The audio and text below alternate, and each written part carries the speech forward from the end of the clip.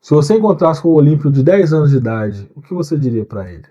Nossa, cara, você me levou num lugar onde, pensando em toda a trajetória, eu queria estar mais engajado com Deus desde o início. Se eu pudesse falar assim, eu falei assim, filho, procura Jesus, você vai ver que top que é entregar sua vida para Jesus. Só que você falar para um menino de 10 anos é mais difícil, né? Não vai querer saber disso. Mas eu falava assim, pensa em Jesus, que Jesus vai resolver toda a sua vida lá na frente, você vai ver que da hora que vai ser. Quando a gente vai falar da gente e o peso, parece que não, mas o peso da pergunta é tão grande, assim, cara, o que eu falaria? Eu nunca pensei em falar para mim mesmo. Tipo, se lá no passado eu tivesse a oportunidade de ouvir o cara do futuro, né?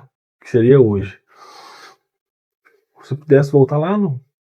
Vamos lá. Seja bem-vindo a um espaço versátil, cheio de histórias e muito mais. Sobre finanças e empreendedorismo. E principalmente, experiências de vida. Silveira Podcast.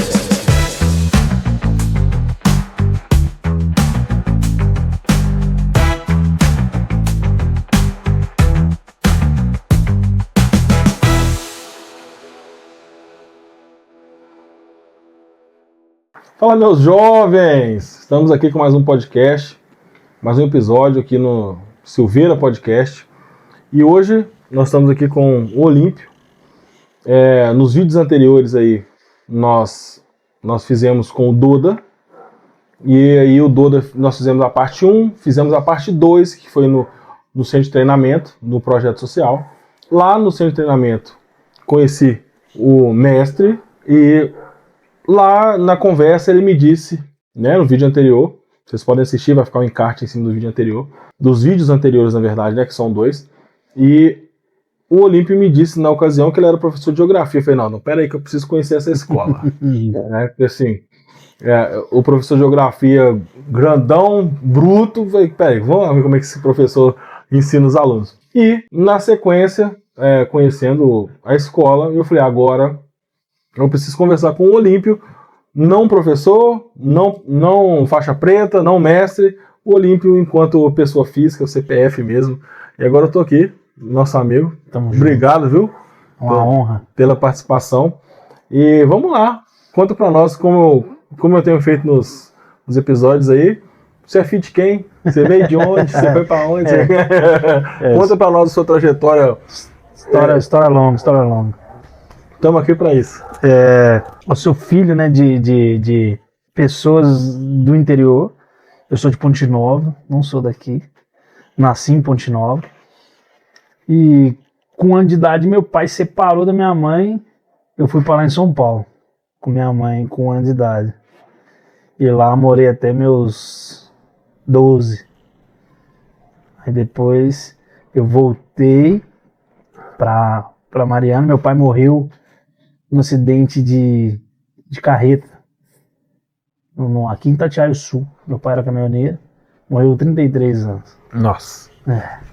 Aí minha mãe resolveu voltar. Nesse tempo que eu morei em São Paulo, minha mãe trabalhava em casa de família e ela dormia na casa de família, então eu fui criado pelos meus avós. E minha mãe vinha visitar, vinha para casa nos finais de semana. Aí quando meu pai morreu, ela decidiu voltar para Mariana. Eu morei com ela 1 ano em Mariana. Esse 1 ano foi labuta, cara. Minha mãe alugou uma loja, e essa loja durante o dia era tipo uma lanchonete, e durante a noite era a nossa casa. Ela dividia um colchão de solteiro lá no meio e a gente dormia lá. E a porta não fechava direito, não. Ela fechava e ficava meia. E Mariana é frio. Já foi, Mariana? Já. Deus, livro lugar pra fazer frio. Aí, lá, nossa, nós passamos um percalço. Não tinha chuveiro no lugar, a gente tomava banho de caneca. Aí 1 semana sem tomar banho, né? Aí justifica. Não dava não, cadê os livros? Aí eu fui passar férias na casa dos meus tios. que minha tia é irmã do meu pai. Aí chegou lá, minha mãe não teve dinheiro para me buscar, foi enrolando, o ano letivo começou. Aí ela perguntou, você não quer ficar aqui para estudar, não? E minha mãe sempre foi permissiva comigo, tudo que eu quis fazer ela sempre autorizou. Ela não me proibia de nada, não. Aí eu liguei para ela e falei assim, o que você quer? Eu não, vou ficar aqui. Aí fiquei, e esses tios que são anjos da guarda na minha vida, que se eu sou o que sou hoje, se eu estou onde eu estou hoje, porque eles abdicaram de muita coisa da vida deles para eu conseguir chegar até aqui. Que aí eles me deram a condição de estudar, eu formei o ensino médio lá em Ponte Nova, aí de lá eu vim para cá para estudar. Aí eles pagaram minha faculdade aqui, minha estadia e tudo mais. São meus pais. E desde então eu conheci Belo Horizonte e me apaixonei por esse lugar. Minha mãe, que é minha tia, tinha esperança de eu voltar. Mas eu conheci a Geise, apaixonei. Acabou. Aí é que eu fiquei. Então, tipo assim, eu tive uma infância não que conturbada, mas passei por muita coisa na minha vida, sabe? De morar hora com a tia, hora com outra tia. Antes de vir pra Ponte Nova, eu ficava morando nos lugares assim, sabe? Eu era meio solto. Eu tava conversando com a Geise outro dia. Eu em São Paulo, com 8 anos de idade, eu ia pra escola sozinho, moço. É como se eu morasse aqui, no Barreiro, e estudasse no centro de Belo Horizonte. Porque eu morava em São Paulo, morava em Diadema e estudava na Praça da Árvore, que é quase no centro de São Paulo. Com 8 anos de idade, minha avó me levou na escola o primeiro dia. Falou assim, é aqui que você vai estudar. Eu falei assim, amanhã você vem sozinho, fechou? E fui, cara. Aí eu contei pro meu sogro que a gente foi lá em São Paulo agora em novembro, agora em julho. Aí eu peguei e falei com ele assim, ó, quando eu entrei no metrô, me veio aquela nostalgia, fiquei com segurança assim no metrô, assim, esperando, vigiando as catracas, não sei o quê. E quando eu saí atrasado de casa, eu tinha que pegar um metrô para chegar mais rápido. Só que eu não pagava passagem no ônibus. E no metrô ele queria que eu pagasse. Eu esperava ele virar as costas, cara, saía correndo assim, pulava de peito, saía quebrando e pegava o metrô e ia embora. Isso aconteceu várias vezes, não lembrança boa. Não tão boa, né? meio largadão, sabe? Tipo assim, eu morava em São Paulo, morava muito largado. Vi muita coisa, presenciei muita coisa. Porque a gente morava na periferia, Jardim Miriam, um lugar meio um pouco perigoso. Vi muita cena de muita coisa. Vi gente sendo morta com 8 anos de idade. A gente brincando com um carrinho de bebê assim, descendo a rua. Porque esse carrinho de bebê, quando tinha um pano assim no meio, quando aquilo rasgava, os outros jogavam fora, a gente ia lá, colocava as tábuas assim no fundo e ficava fingindo que estava dirigindo enquanto o outro empurrava. E numa situação dessa, desceu um caminhão, uns caras encapuzados assim, e começaram a atirar. E a gente no meio da rua. Eu lembro que tinha 2 caras assim, não sei se era por causa deles, não sei o motivo. Eles estavam com uma maleta na mão e com um terno. E tinha um cara do outro lado da rua, assim. O caminhão passou, dando tiro. O cara de lá, eu vi ele sendo baleado. Um amigo meu que estava me empurrando, no caso, saiu quebrando. E eu fiquei olhando para ver, sabe quando a ficha custa cair? Na hora que eu vi o cara de lá caindo, eu falei, meu Deus do céu, aí eu saí quebrando assim. E a cena até hoje do cara passando, o caminhão passando, cheio de cara encapuzado lá atrás, com as metralhadoras na mão. Eu falei, cheguei em casa, falei, eu chamo meu avô de pai, na verdade, né? Ô pai, o cara morreu ali, eu vi. Que viu, menino, você é bobo? Ninguém morreu, não. Aí eu depois fui lá voltar pra ver se tinha morrido mesmo, voltei. E me deu um trauma na época, eu não conseguia dormir sozinho, não. Tinha que ter alguém comigo, senão eu sonhava que tinha alguém me dando tiro nas costas. Até hoje, né? Porque a Geisa tem que te proteger. Não, hoje ela protege mais, não existe isso. E assim foi, cara. Aí eu vim pra cá, morei em República aqui, morei com meu irmão. Aí resolvi conhecer o Barreiro, resolvi... Pra mim, a Belo Horizonte acabava na Via Expressa. Na Via Expressa, pra lá não existia mais nada, não. Eu lembro a primeira vez que eu vi no Barreiro, eu falei assim, Deus livre, que lugar longe. Porque como eu morava no Coração Carixo, aí eu ia embora pra Ponte Nova, eu só subia a Delta ali, pegava 0,40 e ia embora. Então nunca ultrapassei aquele limite. Ou ia pro centro, né? Pra pegar o ônibus pra ir pra Ponte Nova. Quando eu comecei a namorar, eu lembro do primeiro dia, eu falei assim, não, você pega tal ônibus que vai pra tal lugar, que de lá você pega e vai pra tal lugar. Eu falei, Jesus. Aí eu falei assim, ó, tem vida aqui depois da Via Expressa. Eu não sabia que tinha. A minha acabava por ali. Aí comecei a namorar, a gente conheceu na faculdade. Então esse é o nosso... E aí você fez faculdade de? Geografia. Geografia. Também não sei o porquê resolvi. Porque eu queria fazer agronomia. Morava na roça. Morava na roça e queria ficar no meio do mato. Aí meu pai, que é meu tio, ele pegava e falava assim, não, você tem que escolher uma particular, você tem que escolher uma particular, você tem que escolher uma particular. Porque eu lembro que a agronomia tinha em Viçosa e tinha na UFMG, mas o campus era lá em Montes Claros. Então ele ficava, pensou na logística, é um pouco difícil. Aí ele pegou e falou assim, não, tenta particular. Aí meu cunhado estudava na época na Newton, pai. Eu olhei lá, abri e falei, não tem um curso que eu gosto nesse lugar. Aí até que eu vi geografia e meio ambiente. Eu sempre gostei de geografia, mas eu queria ficar no meio do mato. Aí eu vi o meio ambiente lá, eu falei assim, vou ficar no meio do mato. Aí fiz o primeiro período lá na Newton. Meu irmão resolveu, ele estava formando em biomedicina. Biomedicina na época não estava no boom que está hoje. E ele pensou assim, não, tem que mudar porque eu estou formando e não vou ter emprego. Então ele resolveu mudar para ciências biológicas. Só que ciências biológicas na PUC. E aí meu irmão tentou e falou comigo, vamos? Eu falei, não, vou ficar aqui. Aí ele falou assim, então tá, eu não vou falar nada com ninguém. No outro dia ele é muito boca aberta, falou com meus pais lá, e meus pais falaram, por que você não tenta também? Eu falei, não, eu quero ficar aqui. Aí tenta, currículo melhor, não sei o que, a PUC, mais nome, não sei o que. E aí acabei que eu mandei pra lá e a gente foi aceito, a gente transferiu pra PUC. Aí na PUC tinha licenciatura. Eu nunca quis dar aula na minha vida. Eu nunca nem imaginei falando em público algum dia.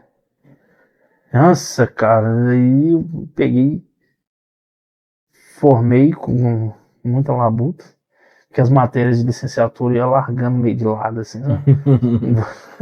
Ia fazendo as outras e a de licenciatura ia largando meio que de lado, aí até que formei. Aí meu pai falou comigo assim, ó, até aqui eu vim com você, daqui pra frente é por sua conta.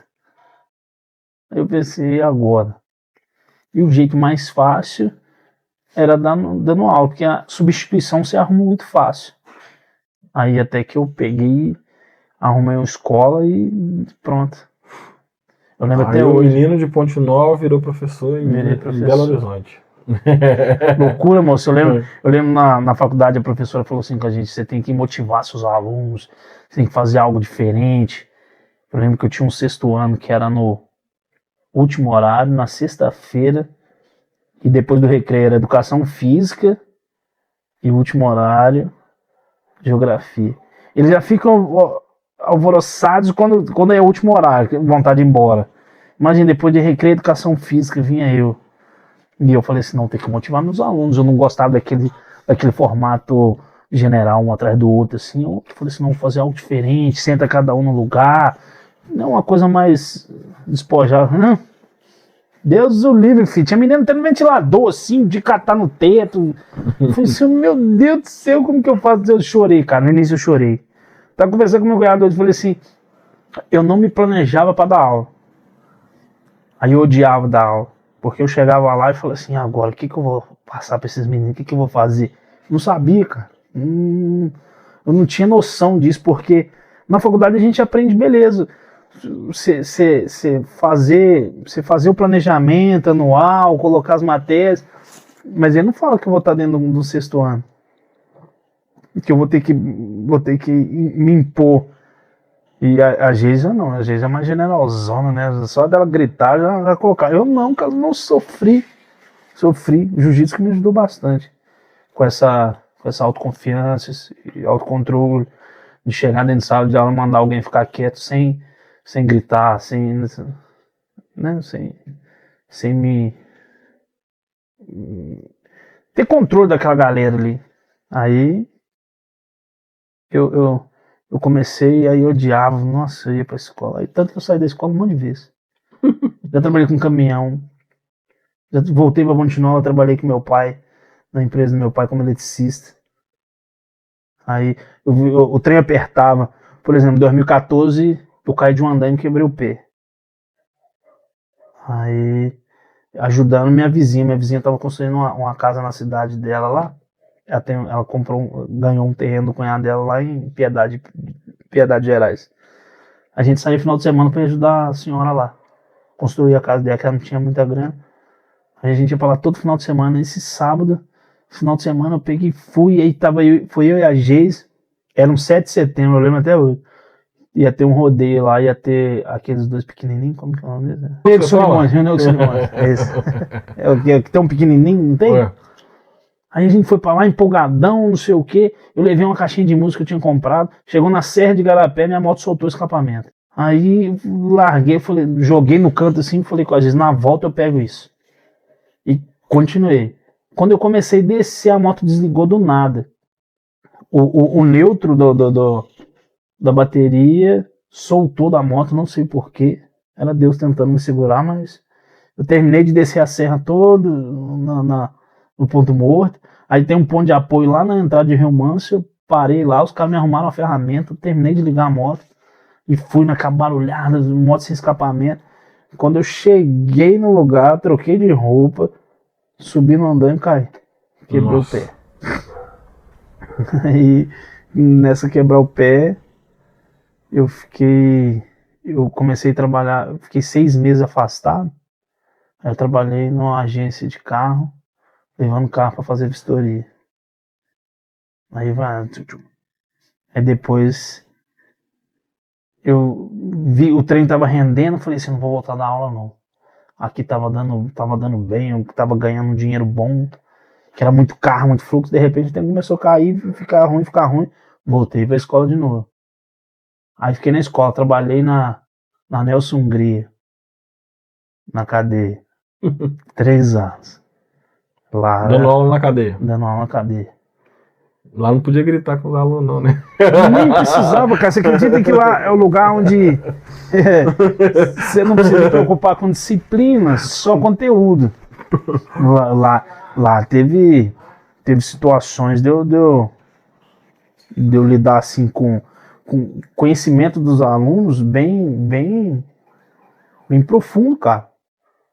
Um aluno, por exemplo, eu falo sobre a Segunda Guerra Mundial, mas eu nunca falei sobre a vida de Hitler, a história dele em si. Eu nunca me aprofundei em nada, não. Tinha um cara lá que conhecia tudo, cara, tudo sobre Hitler. Ele falou, não é, professor? Eu falei, é isso mesmo. Ele escreveu um livro na cadeia. Eu falei, é isso mesmo. Eu falei assim, cara, não sei nada do Hitler. Eu pensei, esse cara me obrigou a estudar. Eu tive que comprar uma biografia do Hitler e estudar, pra não ficar pra trás. Então, tipo assim, a gente hoje, nessa correria, né, no cotidiano da gente, a gente não consegue ler 5 livros por ano. Os caras têm tempo, né? Justamente, os cara leem um a cada 3 dias, cara. 24 horas no mundo. Então, se quiser consumir muita informação, consome. E aí lá foi. Mas participei de situações lá de não rebelião, mas tentativa de fuga. Aí a gente tava saindo um dia, aí a gente chegou na portaria assim, o cara pegou, não, espera aí. Eu falei, espera aí, por quê? Eles nunca deram moral muito pra professor, não. Aí chegou e falou, não, é porque é um procedimento aí, não sei o quê. Reuniu todos os professores, a gente subiu de van. Veio uma van buscar a gente, porque lá é muito grande. São 8 quilômetros de muralha. Que isso? A Nelson Hungria é gigantesca. Onde é não? É em Nova Contagem. lá nos Cafundó de Nova Contagem. Lá. Ela é muito grande. Hoje ela já não é máxima, mas na época ela era uma penitenciária de segurança máxima. Aí na hora que a gente tava chegando assim, que a van parou, desceu uma polícia especializada lá, dos agentes especializados lá, e com bomba, cachorro, um negocinho, o supervisor, não põe essas coisas aí, vambora, não arruma nada não, a gente só colocou o no armário e picou a mula. No outro dia a gente foi descobrir que era uma tentativa de fuga. Tipo assim, o professor nunca foi alvo, mas é uma oportunidade. Se acontecer, então já vivi uma situação lá meio embaraçosa, assim, depois que surgiu um rumor lá que tava querendo pegar professor de refém, aí eles gradearam tudo, porque a gente ficava grade entre eu e você aluno e o professor, tinha uma grade, você ficava do outro lado da grade e eu do lado de cada grade, com o meu quadro aqui, e dando aula assim.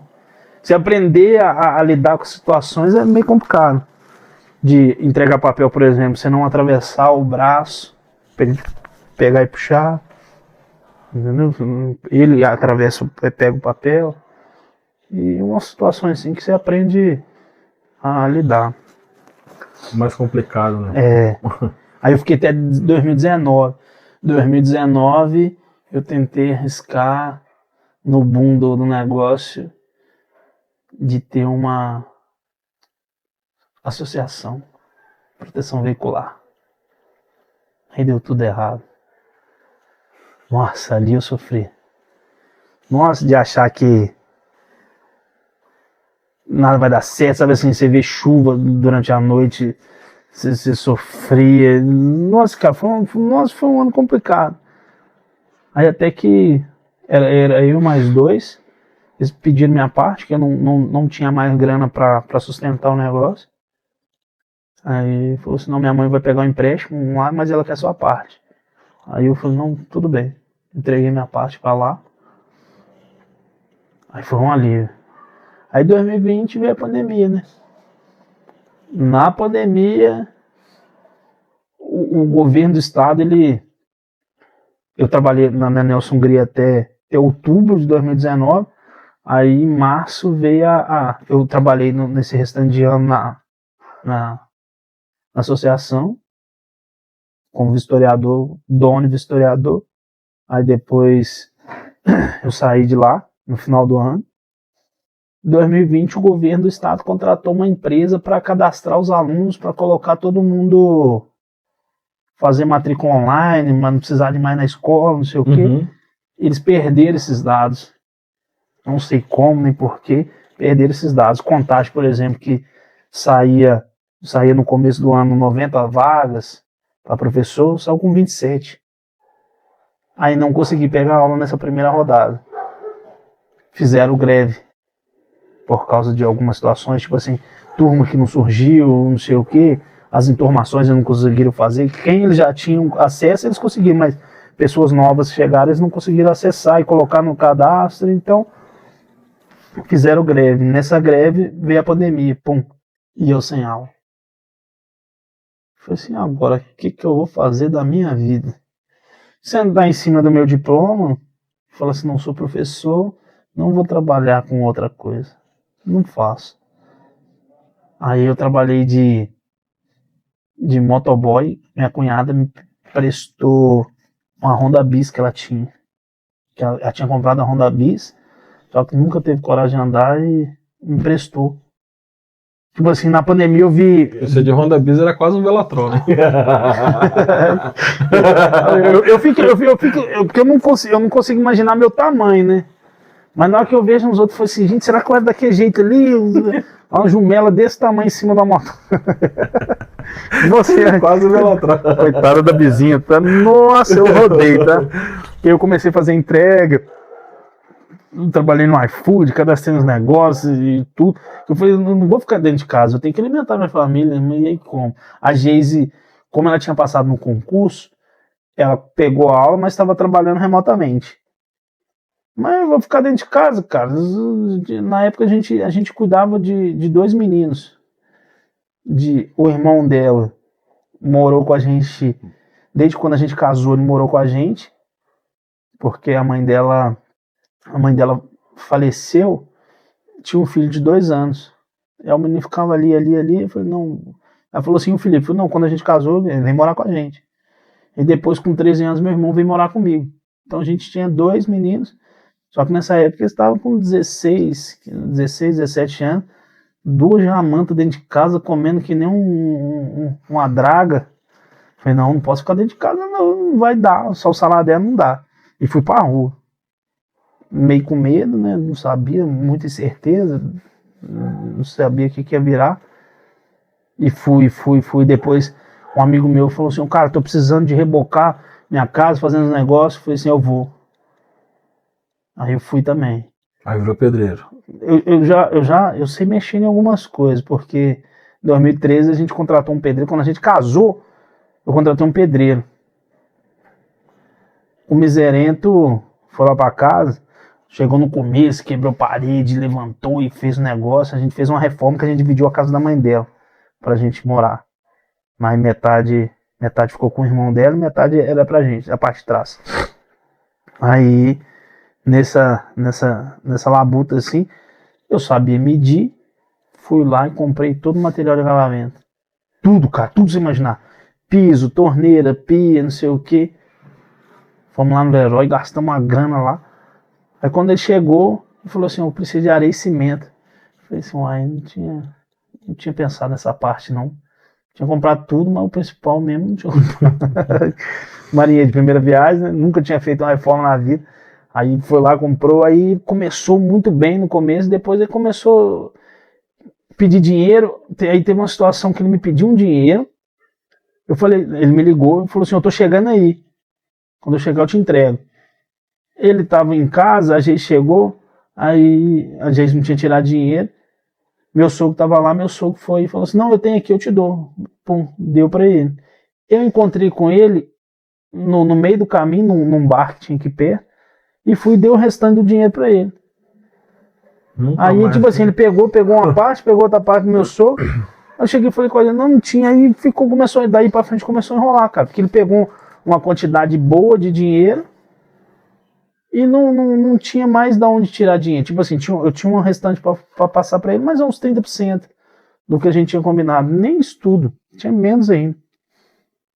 E ele começou a enrolar. Aí ele começou a cortar rodapé, sendo que ele não tinha feito nenhum contrapiso, nem colocado piso no chão, já estava cortando rodapé. Eu acho que ele não tinha o que fazer, ia lá e cortar rodapé, falou que estava fazendo alguma coisa. Aí ele saiu lá de casa, pediu dinheiro pra gente na sexta-feira, a gente falou, não vou te dar dinheiro não, dá dinheiro, só dou dinheiro pra você agora na hora que você acabar. Aí saiu lá de casa xingando, minha cunhada escutou, que falou que ia pôr fogo lá em casa, que não sei o que. Moço, eu saí quebrando atrás desse cara. Aí eu dei uma peitada nele. Ele pegou, não, segunda-feira eu tô aí. Não, vamos acabar esse negócio, o banheiro, que tinha colocado metade dos pisos no banheiro. Aí pegou e foi embora. Pode ser que hoje é segunda, pode ser que, né? A segunda da semana que vem ela aparece lá, porque essa ele não apareceu não. Isso já tem 13 anos já. E até hoje ele não voltou, cara, nunca voltou. E eu fiquei lá com aquele material tudo. Eu fui e fiz um curso de pedreiro.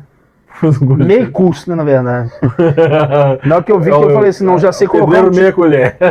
Um quarto da colher. Na hora que eu falei assim, não, já sei colocar um tijolo em cima do outro, já tô apto já. E já larguei aquilo e fui fazer minha casa. Nessa eu aprendi muita coisa. Eu olhava, brasileiro mesmo. Olhava no YouTube lá como é que fazia. Eu falei, não, é assim, e pau. Aí na pandemia, esse amigo meu chamou pra fazer um reboco lá. Fiz muito mal feito, inclusive. Não tem qualidade. Mas dizer que tá em pé lá até hoje. Aí eu peguei e resolvi voltar pra Ponte Nova. Eu pedi meu pai pra voltar pra Ponte Nova. Pra trabalhar na empresa dele. Tem uma empresa lá que mexe com motor elétrico, instalação e manutenção elétrica. Aí voltei pra Ponte Nova. Só que percalços da vida assim, não deu certo. Eu resolvi voltar pra cá de novo. Quando eu resolvi voltar pra cá, eu tirei minha carteira de motorista pra minha carteira D, pra começar. Meu sonho era trabalhar com caminhão. Só que minha família sempre me cercou por causa do meu pai biológico. Aí eu tirei minha carteira e falei assim, não, eu vou trabalhar com caminhão. Acho que minha sina era caminhão. Sabe quando você não encontra seu propósito, você fica ali pra cá, pra lá, tentei uma coisa aqui, não deu certo, tentei outra aqui, não deu certo, e fui batendo daqui e dali. Aí eu trabalhei com caminhão, voltei trabalhando com caminhão. Meu cunhado casado com minha irmã, filha do meu pai, biológico, ela namorava com um cara que tinha uma transportadora lá em Ponte Nova. Ele me linkou com um cara que fazia o transporte aqui em Belo Horizonte para Magazine. E aí ele fazia entrega na Magazine lá. E eu trabalhei com esse cara durante um tempo. E voltava, só que o serviço lá era meio complicado, porque eu ficava muito tempo fora de casa. Eu saía daqui no domingo, voltava na segunda à noite. Na terça de manhã eu carregava, viajava, voltava na quarta à noite. Aí dormia em casa de quarta para quinta. Quinta de manhã eu viajava, voltava sexta à noite. Aí eu ficava em casa o sábado. Aí a Geise pegou e começou, não sei o que, não sei o que. E tá certa, né? Eu casei pra ficar casada, não fiquei casado pra ficar solteiro, não faz sentido. Falei, tá bom então. Aí surgiu uma oportunidade de eu começar a dar aula nessa escola. Isso já era 2023. 22. Aí falou assim, vem aqui que tem uma vaga aqui, que não sei o que. Aí eu peguei e falei assim, será? Aí peguei e fui lá. E é onde você tá até hoje? Essa escola que você foi. Cara, meu pai já apaixonei com aquela escola. Porque é uma escola onde que as diretoras lá são muito coração, cara. Elas abraçam. E é aquela escola que você fala assim, não quero fazer isso. Elas me dão liberdade para fazer. Entendeu? Aí eu entendi como dar aula, o que é dar aula. Mesmo trabalhando muito tempo, eu já trabalhei em tanto lugar. Só que lá eu me encontrei, sabe quando você fala assim, não, cara, é isso, a escola é isso. Viu o propósito. E nisso o Doda começou a me chamar. Falou, vem participar da célula aqui. Eu falei assim, tá. Só fazendo um adendo. Nisso o jiu-jitsu já estava na sua vida? Eu já era faixa preta, eu peguei a faixa preta em 2020. 21.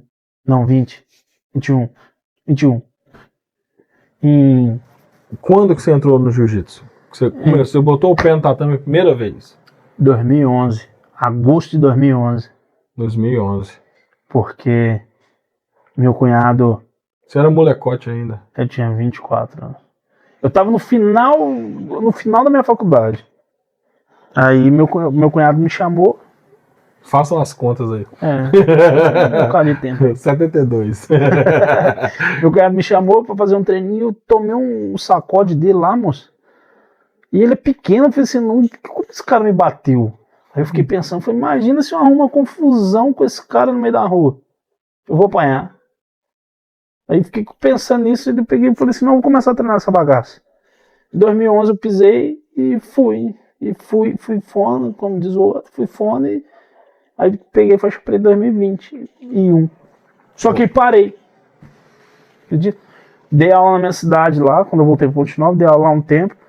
Mas não tava...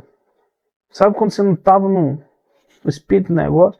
Aí comecei a trabalhar com caminhão, piorou, que aí o tempo não me permitia.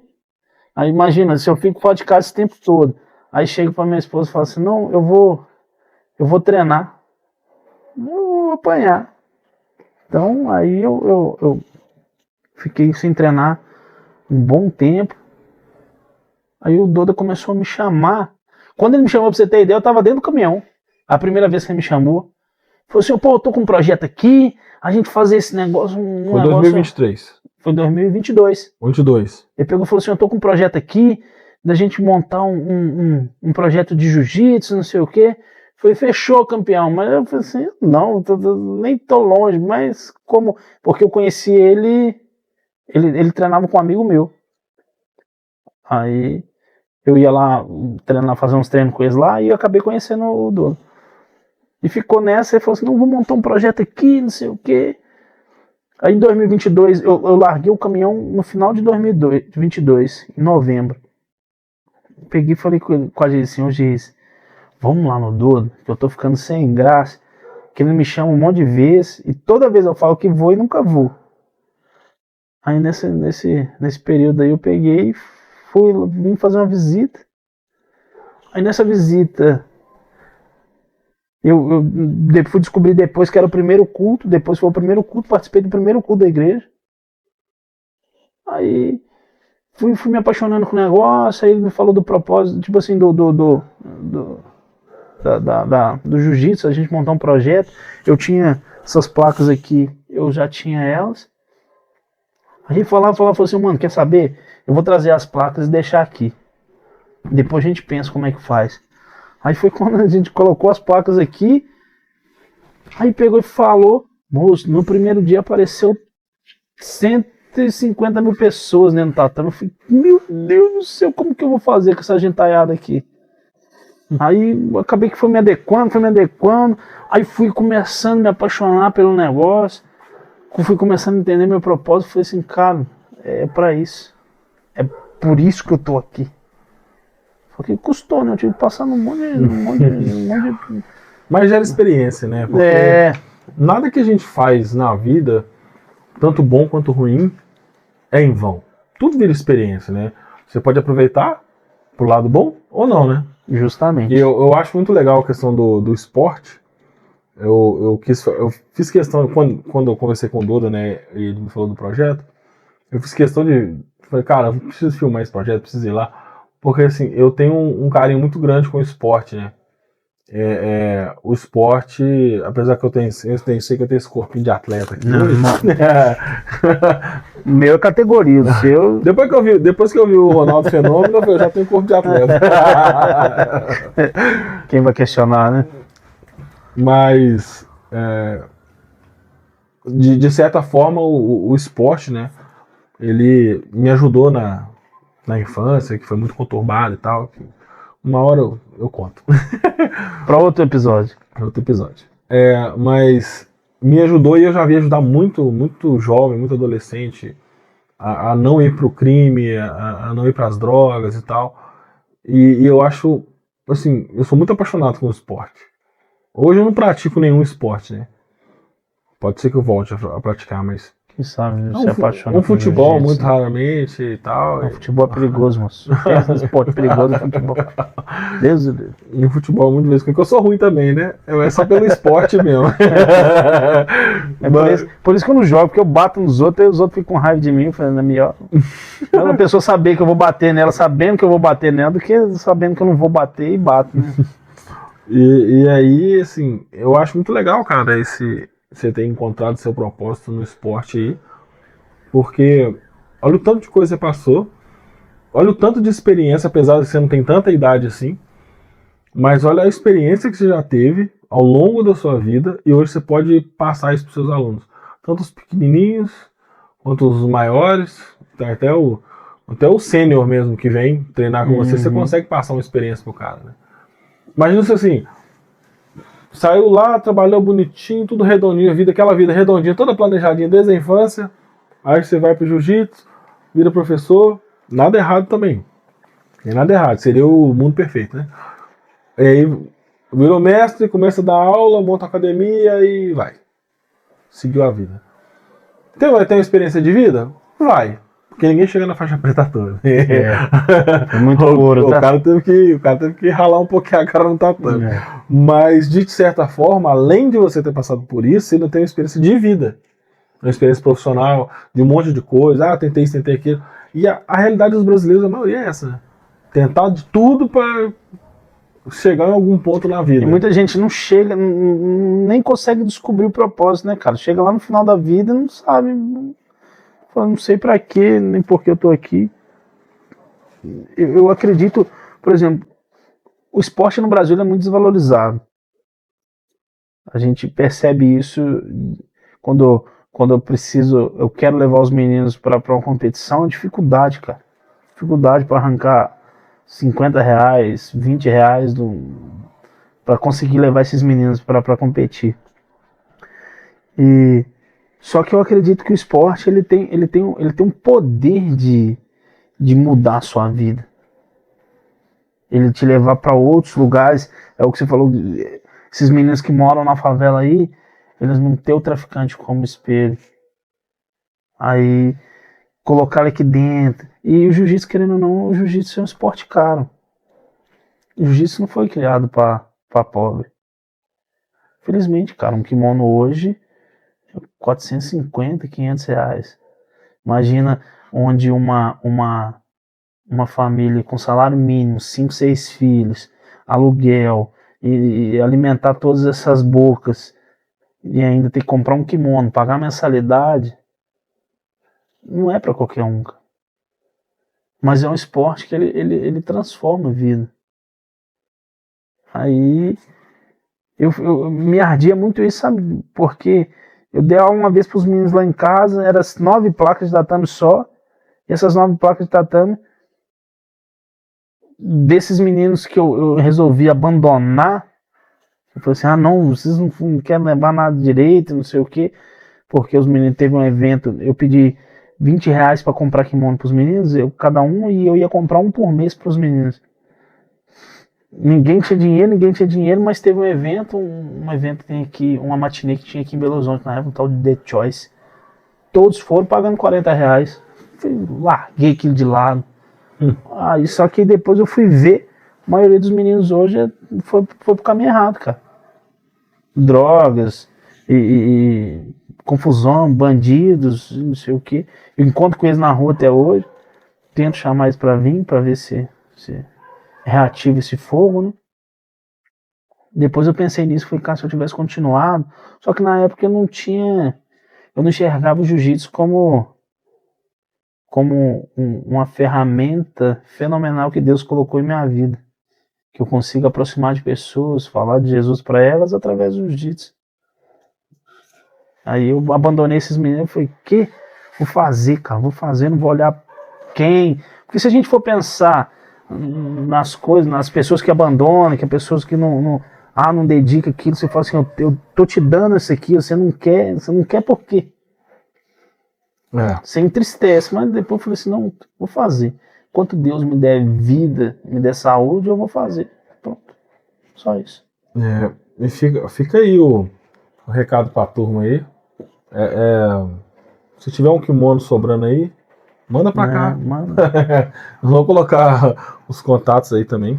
É um projeto social. Então, nesse projeto, vai ter gente que teria condições de pagar uma outra academia, sim, mas resolveu estar junto. E vai ter aquele que não tem condição nem de comprar um kimono.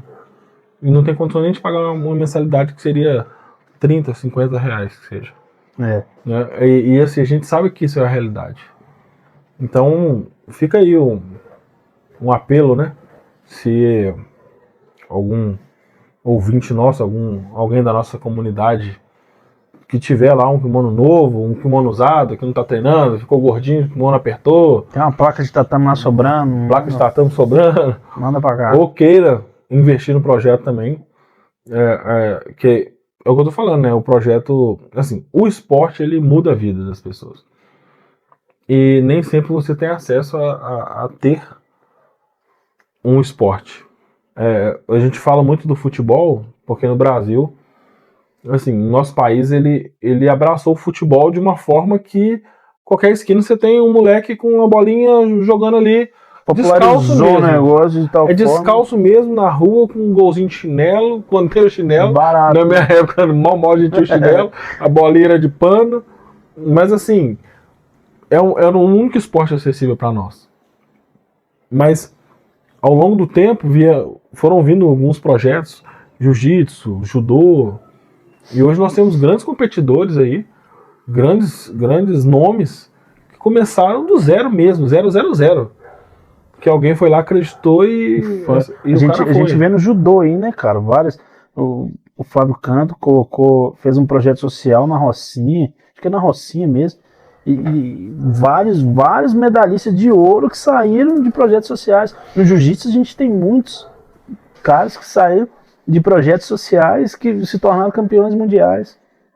Então, O cara, o tanto de tesouro, de diamante bruto, que chega aqui, uns meninos que meus olhos enchem d'água, falam assim, cara, se esse menino tivesse oportunidade, esse menino era pra estar nas cabeças aí, nas pontas. Só que, infelizmente, quem tem projeto social é como se pedisse esmola pra dois. Tudo é uma operação de guerra, cara, pra levar numa competição. Ó, a gente já saiu daqui pra Lagoa Santa com o meu carro com 6 pessoas, 7 comigo. O Doda com 7 e o Paulista com 7. Então a gente saiu, todo mundo aqui. A gente, minimamente faltou um carro. É. Ou se tivesse uma Kombi. A gente pensou assim, não vamos alugar uma van. O preço da van é um absurdo. Ônibus nem se fala. A gente falou, não, então vamos coloca aqui, joga todo mundo dentro do carro. Aí chega lá, não tem almoço, a gente paga, depois a gente divide e vai que negócio. Porque eu também, assim, só de ver alegria, cara, você tem que ver o rosto dos meninos saindo de uma competição com a medalha no peito, você fala assim, cara, já pagou. Todo esse trabalho que eu tive de pôr no meu carro, correr risco da polícia me parar, de tomar multa, esse sorriso já me basta, cara. Não peço nada em troca, sabe? Não quero nada em troca. Mas de ver o menino lá tendo autonomia pra ter, né, ter sua medalha, ter aquele negócio. Ai, que maravilha, cara. A gente foi numa competição aqui que a gente conseguiu na época da política. Um vereador doou um ônibus pra gente. Juntei com um amigo meu. A gente levou 40 pessoas lá pra Lagoa Santa.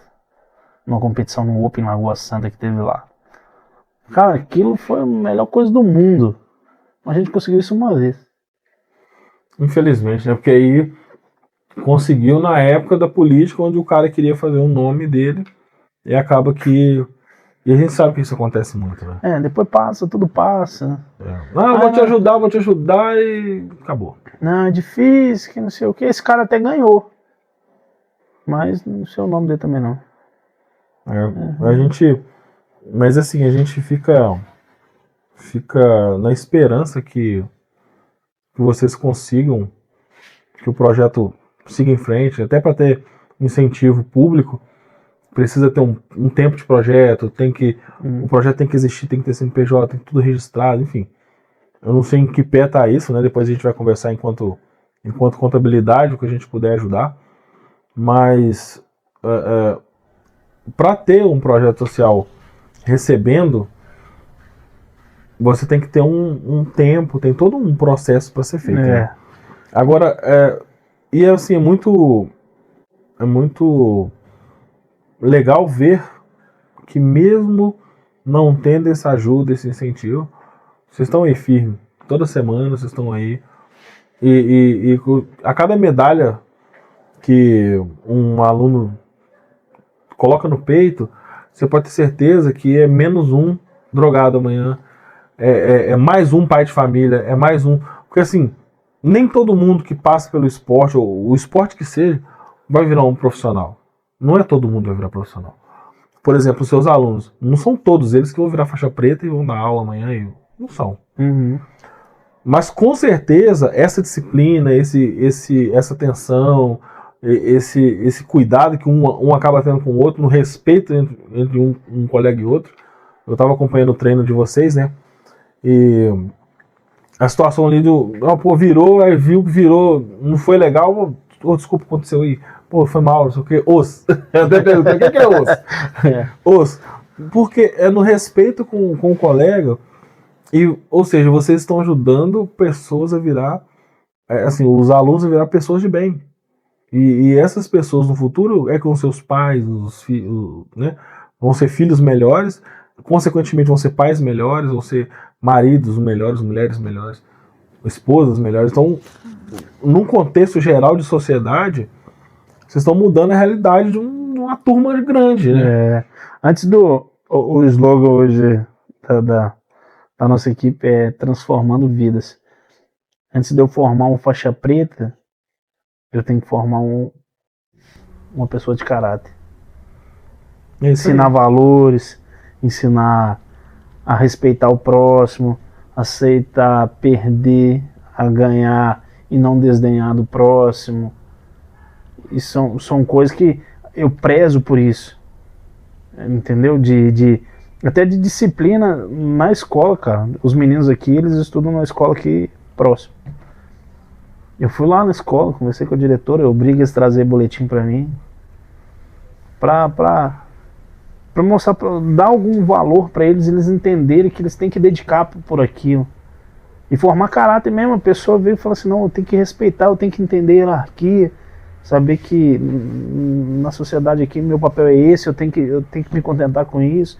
Aprender a perder, porque o grande problema hoje dessa geração aí, nós como pais, a gente quer proteger o filho de tal forma que a gente não quer que ele sofra.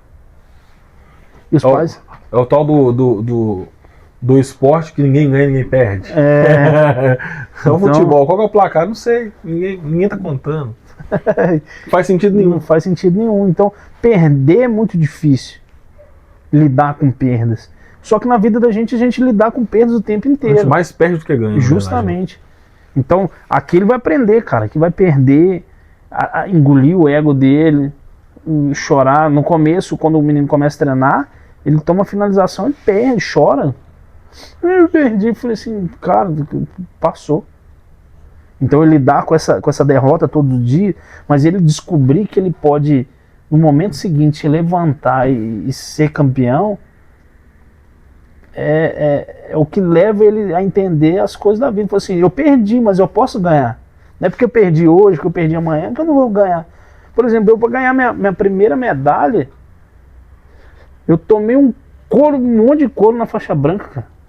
Não ganhava de jeito nenhum. Eu lembro que eu olhei assim, falei assim, olhava, cheguei na competição, olhei assim, falei assim, cara, eu acho que eu nunca vou ganhar uma medalha. Porque assim, toda vez que eu ia, eu só tomava taca. Apanhava mesmo. Assim, perdi por detalhe, nunca fui finalizado. Quer dizer, fui já na faixa azul. Só que aí eu falei assim, não, cara, que loucura, por que uma medalha é tão difícil? Aí depois que eu quebrei o pé, que eu caí do andame, que eu quebrei o pé, que eu achei que o jiu-jitsu tinha acabado pra mim, porque era difícil, imagina, eu com 8 parafusos no pé treinando. Meu pé todo costurado.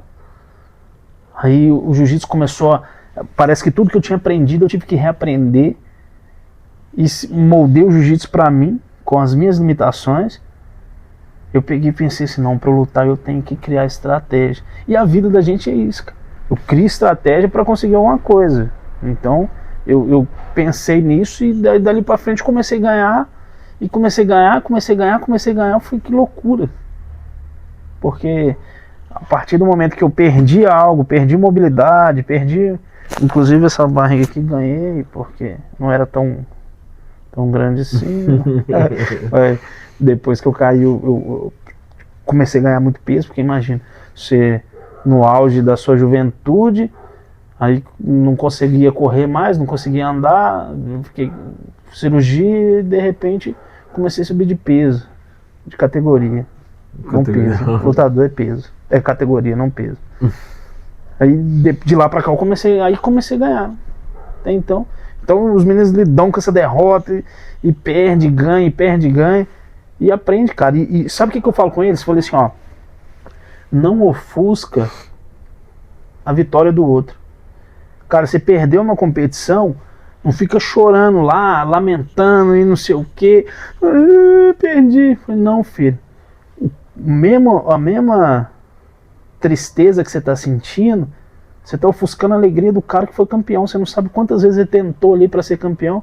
Então vai lá e dá um abraço nele. Entenda que ele não é melhor que você. Ele foi melhor que você aquele dia. Abrace, parabenize e sai, moço. De cabeça erguida e volta para dentro do tatame e treina para conseguir fazer a mesma coisa. No próximo, se ele consagrar campeão, uma hora vai. E os meninos entenderam isso, cara. Teve uma menina que saiu de lá chorando. Eu falei assim, não precisa de chorar, filho. Você pra mim aqui já foi uma campeã, você tá aqui dentro. Quantas pessoas estão que treinam jiu-jitsu aqui não tem coragem de escrever, que vem competir? Então, vamos parar com isso. Sabe porque é ruim, cara, você criar pessoas que lamentam, eu perdi, e se coloca num buraco porque perdeu. Não, filho, cabeça erguida. Não é porque eu perdi hoje que eu vou perder amanhã, então vamos embora, não tem chance. E assim vai, cara. E eu vejo aqui que os meninos estão me trazendo resultado, não só dentro do esporte, mas na vida mesmo. Você vê, a nossa igreja ela foi alicerçada em cima de um projeto social. A maioria, que nem a gente sai de Birité, né, fala que a gente é Birité, mas não é Birité. A gente é Barreiro, Contagem aqui. Aí no miolo. Então, a maioria das pessoas hoje, dos meninos aqui, estão inseridos dentro da igreja, fazendo alguma coisa, e chegaram através do jiu-jitsu.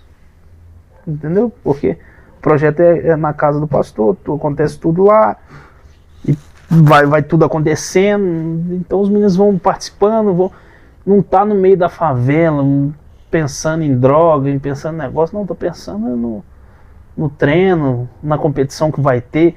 Eu acho a magia da competição, não porque ele vai ganhar dinheiro com aquilo, mas ele começa a pensar de uma outra forma no treino dele. Assim, eu vou treinar mais sério porque eu vou ter uma luta, tal dia, então e nisso ele começa a dedicar mais aquilo, se ele tiver que pensar, se ele tiver que estudar, ele vai pensar aquilo, ele não vai ficar na rua pensando em besteira, porque ele sabe que ele vai ter que lutar. E lá dentro não depende de mim mais. Não depende da mãe, do pai, é ele com ele. Assim, é você primeiro vencer a sua mente, porque a mente da gente é meio boicote, né? Fala assim, não, mas se acontecer isso, e se eu não conseguir fazer isso, então trabalhar na mente dele e falar assim, não, filho, você vai conseguir. Bora lá. E lá dentro é ele com ele. Então ele vencer esse primeiro medo e descobrir que ele é capaz, moço. Você vê que toda a estrutura muda.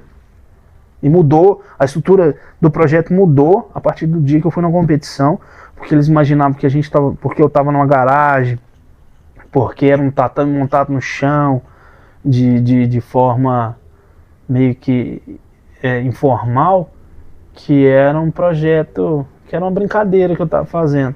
Eu fui na competição, ganhei essa competição, e no outro dia o tatame lotou.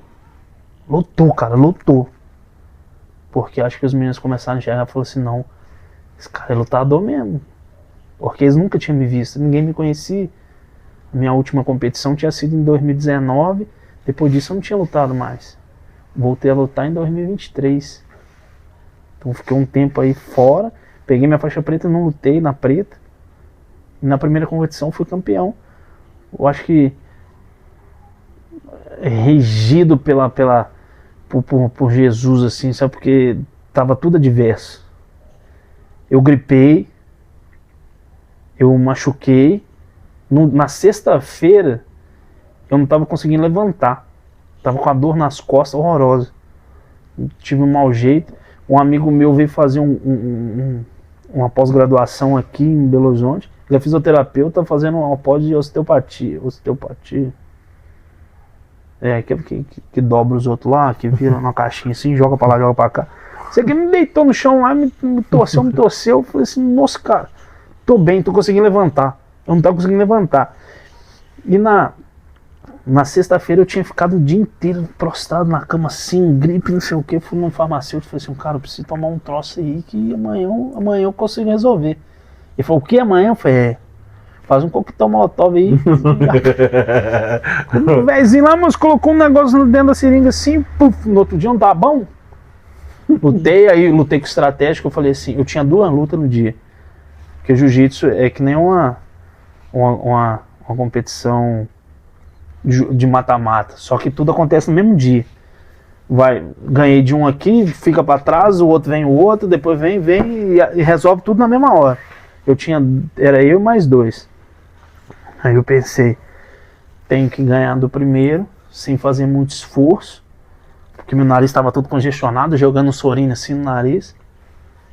E o outro, na final, eu já posso me libertar um pouco mais, porque eu sei que não tem mais luta depois. Mesmo assim, cadenciando para não morrer no meio do caminho, de não aguentar. E nisso, na hora que eu pus a mão no cara assim, ele me puxou pra guarda. Aí eu falei assim, agora fechou. Aqui é que eu tô... Nossa, moço, o cara me entrou uns 30 estrangulamentos, eu saía deles assim, custei a romper do cara. Aí eu ganhei de 3-0. Deus é tão bom com isso também, que teve uma homenagem pra um faixa vermelha, um grão-mestre lá que tinha tido um AVC, ele tinha voltado a andar. Aí fizeram uma homenagem pra ele, colocaram ele dentro do tatame, e nisso eu ganhei um tempo de descanso fenomenal. Respirou, mais sorrindo. Chega, opa, agora vai. Aí na próxima luta aí eu consegui ganhar também. Aí foi maravilhoso e isso trouxe pessoas aqui pra dentro que começaram a entender, falaram assim, não, o negócio dele é sério lá, não é brincadeira não. E veio gente, formei alguns foram para outras equipes, outros manteve aqui e nós vamos quebrando pau, entendeu? Cara, muito bom, sensacional. Eu em alguns episódios aí, a gente faz algumas perguntas, né? Você vê que aqui eu deixo o convidado bem à vontade para contar a história, porque às vezes você tá na sua linha de raciocínio, aí eu vou cortar e então não funciona, senão fica igual o Faustão, né? Aí eu falo do maior apresentador, dos maiores do Brasil. Calma. Deixa quieto. Mas assim, eu acho algumas perguntas, em alguns momentos, elas são cabíveis, né? Por exemplo, o que hoje você, enquanto mestre, enquanto professor, porque você é mestre 2 vezes, né? Tanto quando você está dentro da sala de aula, quando você está no tatame. Então, você é mestre dos 2 lados. Então, assim, você hoje, enquanto mestre, o que você diria para o Olímpio de 10 anos de idade? Nossa. Tinha acabado de sair de São Paulo, não tinha visto o cara morrer, não sei o quê. O que hoje o Olímpio diria, se você encontrasse com o Olímpio de 10 anos de idade, o que você diria para ele? Persista, filho. Persista que você vai ser vitorioso. Difícil, né? Nossa, cara, você me levou num lugar onde pensando em toda a trajetória, eu nunca imaginei estar onde eu estou, de ser quem eu sou hoje. Nunca.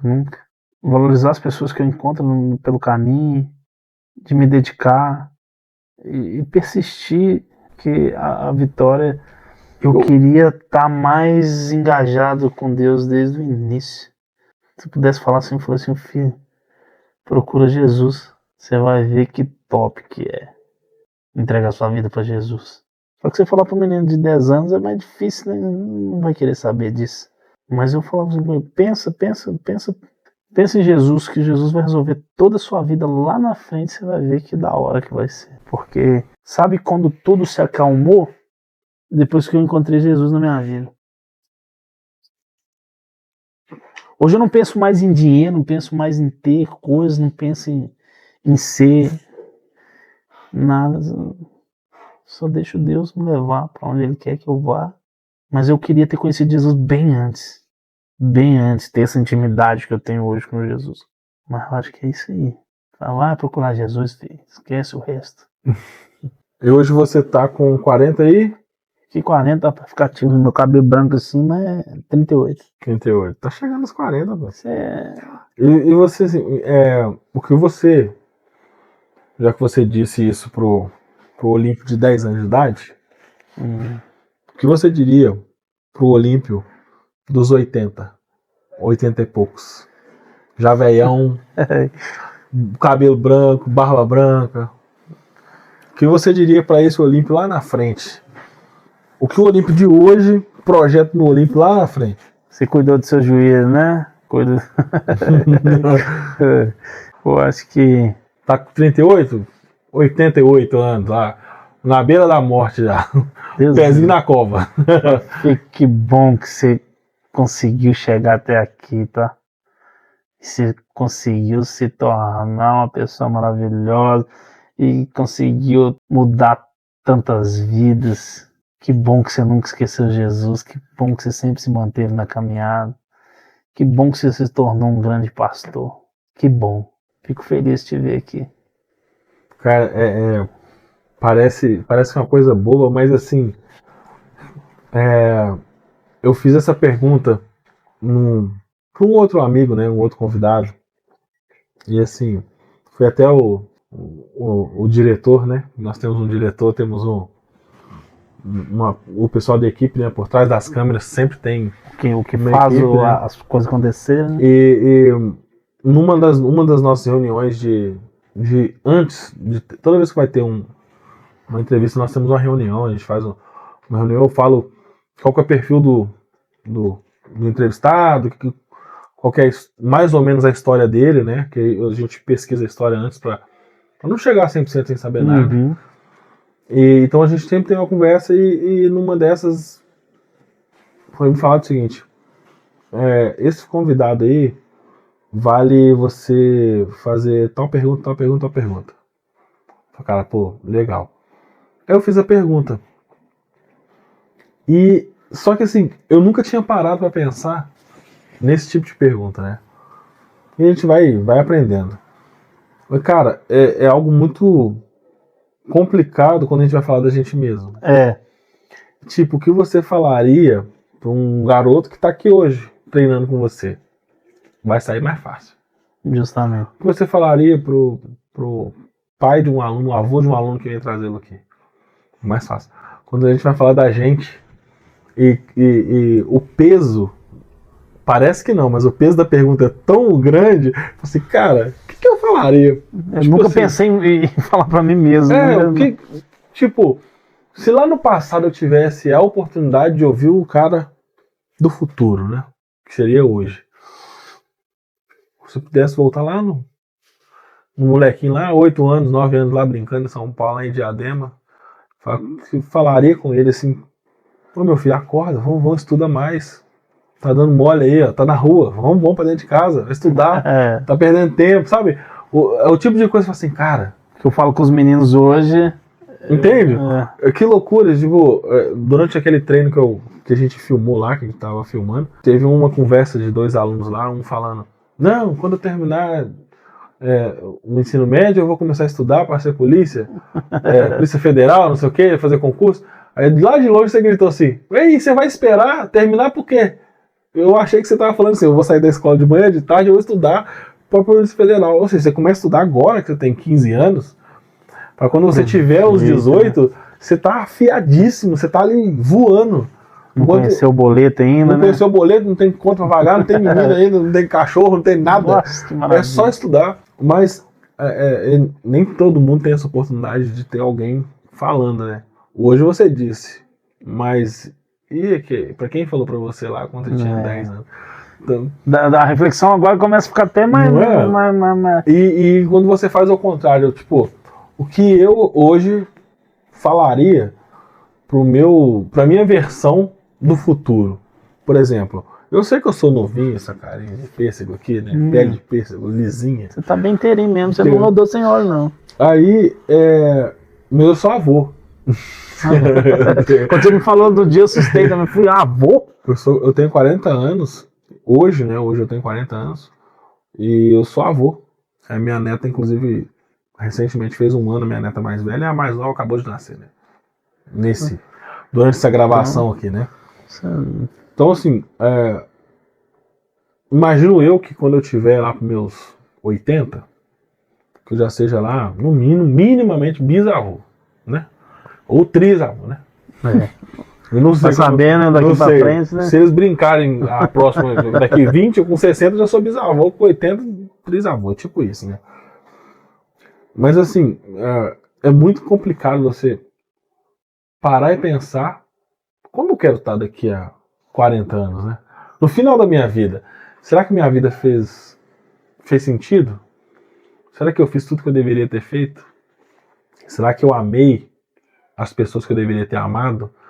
Será que eu ajudei as pessoas que eu deveria ter ajudado? Será que eu estendi a mão para as pessoas que eu deveria ter estendido a mão? E essa reflexão, ela é mais ela é mais profunda ainda do que você falar pro seu passado. Porque você chegou até aqui, certo ou errado. Então eu já passei aos por trancos lá, e né? barrancos, você já passou, você tá aqui. E como você quer estar daqui a... Porque a gente não pensa nisso o tempo inteiro. A gente vai vivendo e todo dia tem uma luta, todo dia... Outro dia eu tava rindo de uma postagem que eu vi, um meme, né? Assim, matar um leão por dia tá fácil. O problema é o zoológico todo, mano. Tem hora que não dá não, mano. É difícil. O leão por dia tá indo, já aprendi, já acostumei, já tenho minhas técnicas pra matar. Já é fácil aqui. Mas um zoológico inteiro tá difícil, cara. Então, assim, o que a gente puder ensinar, assim, é claro que eu tô até me alongando no final aqui, mas como você é professor, é mestre, tanto na sala de aula com os alunos lá na escola, ensino regular, quando a gente fala mestre na sala, é o ensino regular, né? Ao qual eu tive o prazer de ir lá, né? Pra conhecer. E ver a turma, a turma brincando, dançando. E nós vamos ter imagens aí também. O pessoal vai colocar os cortes aí da festa junina, o pessoal ensaiando. Aí teve um movimento. Que foi muito legal. Assim, foi um momento de nostalgia pra mim. Eu lembrei da minha adolescência. Porque depois a gente não entra muito mais dentro de escola, né? Você nunca mais. Filho, mas você participa ali, mas viveu o dia a dia ali, ver os alunos ensaiando. A música completamente diferente da minha época, assim, era um anarrei misturado com funk. Eu falei, caraca, eu fiquei perdido naquele ali. Tudo diferente. E assim, você vê que é uma, como eu vou dizer, é uma geração completamente diferente da nossa. E é uma turma que, por exemplo, na nossa época, eu vou dizer na nossa, porque você é quase da minha idade, a gente lá na infância, você com 8 anos você ia pro centro da cidade estudar, numa cidade completamente diferente, uma cidade grande, né? São Paulo é um monstro, se comparar com BH, é muito grande. Mas eu com 12 anos já trabalhava, então eu trabalhava mesmo, de ter que ir lá e cumprir horário e tudo mais, né? Mas assim, a gente tinha um propósito de ser pelo menos diferente dos nossos pais. Cara, eu preciso ser melhor que meu pai, melhor que minha mãe, no sentido financeiro mesmo da coisa, de né? vencer. De vencer na vida. O que eles podem fazer por mim, eles estão fazendo, mas eu preciso ser melhor que eles para ajudá-los no futuro. Uhum. Porque se eu for igual a eles agora até o futuro, quando chegar na velhice deles, eu não vou poder ajudá-los. Entende? Então, pelo menos assim, a turma que veio da periferia sempre tem esse pensamento, né? Então, assim, eu tava lá numa turma diferente porque os pais deles é que tiveram esse pensamento, que precisavam lutar. A maioria daqueles garotos ali, o pai faz tudo que pode. A maioria tem celular, a maioria tem uma roupinha do ano, tem um tênisinho zero, tem nem que seja no outlet, vai lá e compra. Tá na promoção, corre aí. Vai geral comprar. Mas o cara tem a oportunidade de ter um tênis, ter uma roupa legal e tal. Pelo menos na minha época não era assim. Aí eu fui ter videogame e eu já tinha, sei lá, uns 15 anos. E você tinha que lutar por aquilo, né? Meu primeiro celular eu comprei, um StarTAC. Então, assim, é uma juventude completamente diferente. E ver pessoas como você, como o Doda, que estão fazendo a diferença na vida dessas pessoas hoje, é gratificante acompanhar e ter esse momento com vocês. E é legal, cara, assim, eu quero aqui publicamente parabenizá-lo como mestre no jiu-jitsu aí. Não é um esporte que eu conhecia, até naquela reunião que a gente teve lá no tatame, que eu tava filmando o Dodo, ele falou, não, o Olímpio tá ali, vem cá pra conhecer e tal, a gente trocou aquela primeira ideia. No vídeo anterior que tá aí, vamos ver. Tá em algum cantinho da tela aí, mas assim, como eu posso dizer? É te parabenizar mesmo, cara. Como mestre, eu tinha ali um preconceito, assim como a maioria tem, por não conhecer. É um preconceito literalmente por não conhecer. E eu vi tanta disciplina na sala, ali no tatame, eu falei, cara, surreal. Essa disciplina aí, imagino que se você tem mais escolas, mais projetos como o de vocês, levando os alunos, levando os jovens ali a ter essa disciplina, cara, com certeza o país seria um lugar melhor de se viver hoje. Então, vocês hoje fazem diferença na vida das pessoas, cara. E a gente tem que parabenizar vocês, assim, muito. De verdade. E aqui sem puxar saquismo, sem nada, até porque eu não tenho motivo nenhum pra fazer isso contigo. Mas eu abracei a causa e falei, cara, muito legal, muito legal mesmo, assim. E você vê que no meio da turma tem aquele que tem um kimono novinho, branquinho e tal. E tem um que já tá com tudo surrado, que era de alguém que não quis mais e passou pra ele. E eles estão felizes igualmente. E tá disputando ali, ó, no tapa, literalmente no tapa ali. E eu falei, cara, é algo que precisa ser mostrado, né? Então é isso, eu acho que se eu posso deixar aqui um recado pra turma, principalmente pros seus alunos, né? Respeitem o cara. Mais importante. Respeitem. E assim, levem a sério o esporte, porque é pra mudar a vida de verdade, né?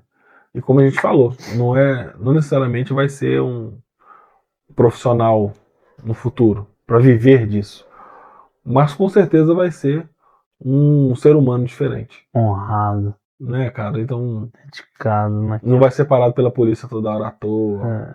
É um cara que vai conseguir dar disciplina pros filhos, vai estar mais perto da família. Isso é muito legal. Eu acho que só isso aí já valeu toda a sua história, né? Já.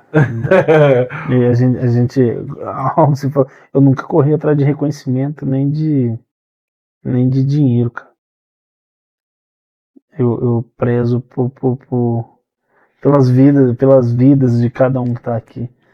E a gente acha que o jiu-jitsu, quando começa, antes de ver, de enxergar o jiu-jitsu, acha que você vai ficar agarrando um homem, que não sei o que. Só que quando a gente conhece a fundo, a gente vê a entrega ali, você vê que a coisa vai muito além de encostar um no outro. E a gente vai perdendo aquele medo de encostar, você vai entendendo a profundidade da amizade que é gerada aqui dentro do tatame, porque é uma pessoa que você abraça o tempo inteiro, que você está em contato com ela. Então é uma amizade surreal, cara. Você pode encontrar esse cara 200 anos pra frente, você vai ter intimidade com o cara, entendeu? Porque você vai estar em contato com ele.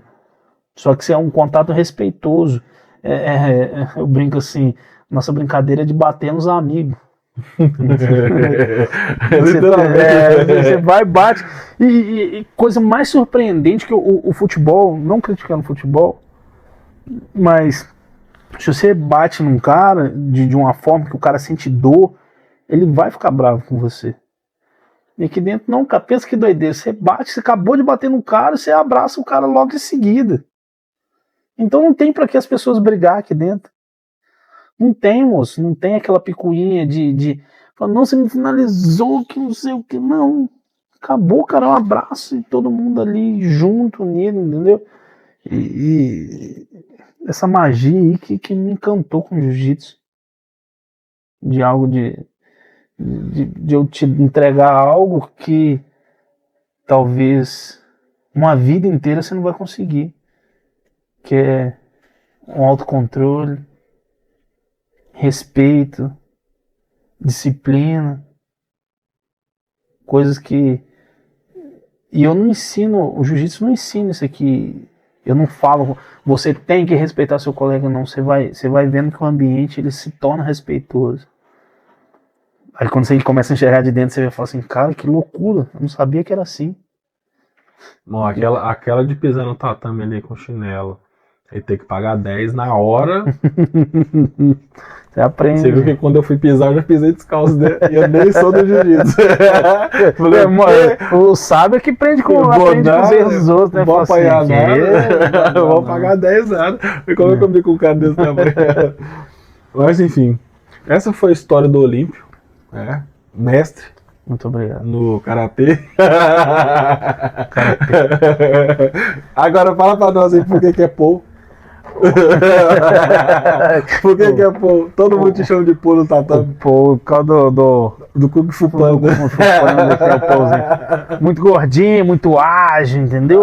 Como um Kung Fu, que trem meio redondo. E apelido, como é que é loucura, né, cara? Tem gente que não sabe meu nome. Só Paul. Só Paul. Muito legal. E ficou, e foi embora. E vai. Tanto que eu sou adepto aos apelidos. Uma vez um presidente da equipe falou assim, não, tem que parar com esse negócio de pôr apelido. Eu falei assim, não quero saber disso não, filho. Os meninos aqui tudo tem apelido. Põe apelido em todo mundo. Porque eu era assim, cara, minha essência. Igual o João Frango, né? João Frango que não dá trabalho, Deus. João Frango tem muita medalha aí já. Já. Lá vai. Já vai na caminhada dele. Mas, cara, assim, esse episódio foi muito legal. Foi muito prazeroso. Muito obrigado, cara. Queria te agradecer. Você é um cara fenomenal. Tamo Nos junto. conhecemos aí na igreja e continue, cara. Continue mostrando a história de pessoas, mostrando para a sociedade que tem algo por trás daquilo ali, daquela casca, daquele negócio. E senão eu sei que o cunho do seu podcast é sobre falar de vidas de pessoa. Então você vai ter muito sucesso aí, vai encontrar muita gente top. E se eu puder estar com você, que você precisar, cara, pode contar comigo. Você é um cara fenomenal. Obrigado. De pouco tempo que a gente se conhece, já criou uma conexão e isso é legal, cara. Pessoas com o mesmo propósito é muito bom. Eu achei legal porque assim, eu conheci o Doda há, sei lá, uns 5 anos atrás, né? Num evento que teve da igreja. E beleza, depois perdemos o contato. E da turma de BH, o único que eu tive contato depois foi ele. Porque eu tava no Rio na época, né? Ah, tava lá. Eu tava lá. A gente veio aqui pra ajudar no evento aqui. Ah, tá. Participamos do evento e fomos embora. E da turma toda, o único que ficou com meu telefone, meu contato, foi o Doda. E aí, no meio do caminho, a gente se trombou de novo e foi legal e tudo mais. Aí você tava na igreja, eu não sabia que era você. Ele falava do Olímpio. Não, porque o Olímpio, isso, o Olímpio é aquilo. Cara, quem que é esse Olímpio? Aí o dia que eu tava lá, né, que ele falou, vamos lá conhecer o projeto. Que eu fui, que eu cheguei no tatame, eu falei, ele que é o Olímpio? Quem vê você lá na igreja, lá grandão, pá, não vai mexer, né? E aí, ele que é o Olímpio. Você descobre que esse tamanho todo é só uma casca. Chinelinho rosa, ninguém viu. Maravilhoso. Mas, cara, muito bom. Mais uma vez, te agradecer pelo seu tempo, por ter contado a sua história, né? Nem todo mundo gosta de contar a história, principalmente na parte ruim.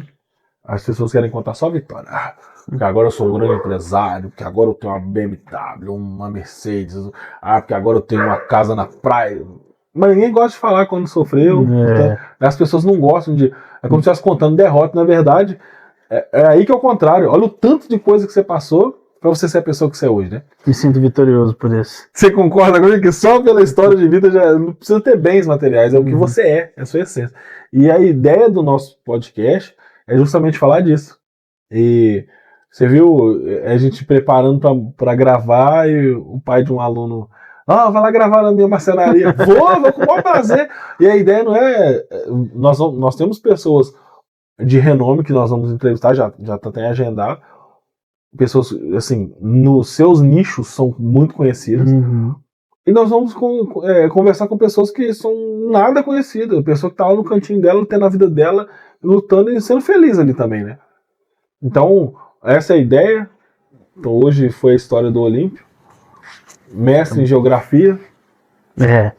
Né? Se os meninos lá não respeitar o homem, é bruto. Mestre do jiu-jitsu. Um faixa preta aí que tá fazendo diferença na vida das pessoas. A gente sabe que por trás de você tem um outro mestre, que tem uma equipe, né? Que você falou com a gente lá no projeto, que é o Batatinha, Batatinha. Né? Se um dia tiver a oportunidade de conversar com ele, também gostaria de entender a história dele. Essa ponte aí, o Batatinha é um cara fenomenal. Eu gostaria muito de trazê-lo pra gente conversar também. E é isso, cara. Eu acho que sem muitas delongas, né? um encerramento que depois a equipe vai ficar assim, porque o Thiago não termina nunca esse negócio. Não, Macaba, mas assim, o assunto tá tão gostoso que a gente, se deixasse, ficava mais tempo. É, assim que é bom. Mas, obrigado. Eu que agradeço, Tá bom? cara. Tamo junto, cara. Tamo junto sempre.